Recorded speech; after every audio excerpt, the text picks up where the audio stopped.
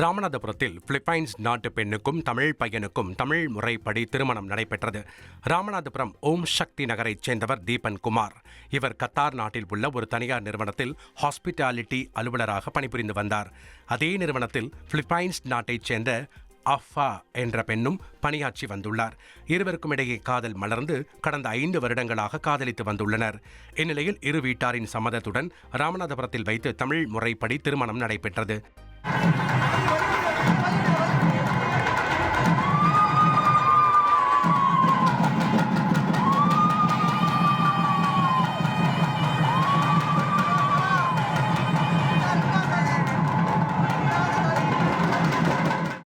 இந்தியாவில் திருமணம் செய்யும் முறை, சேலை அணிவது ஆகியவை மிகவும் வித்தியாசமாக உள்ளது என்றும், தான் காதலித்த நபரை திருமணம் செய்ததில் மிகவும் மகிழ்ச்சி என்றும் மணப்பெண் அஃபா தெரிவித்தார்.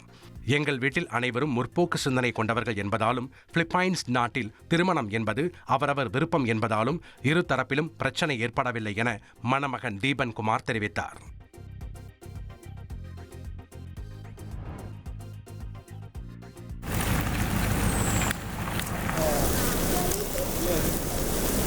ஆஸ்திரேலியாவின் கிறிஸ்மஸ் தீவில் பராமரிப்பு மையத்திலிருந்து திறந்துவிடப்பட்ட சிவப்பு நண்டுகள் சாலையை கடந்து கடலை நோக்கி படையெடுத்தன.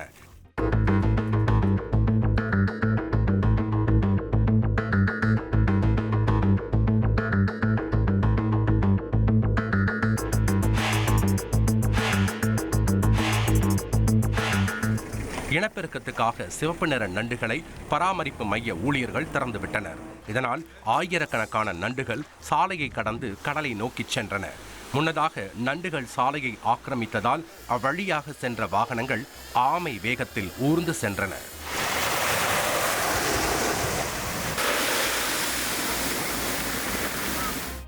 உங்கள் தந்திவன் தொலைக்காட்சியில் தெனாலிராமன் தினமும் மாலை 6 மணிக்கு காணத் தவறாதீர்கள்.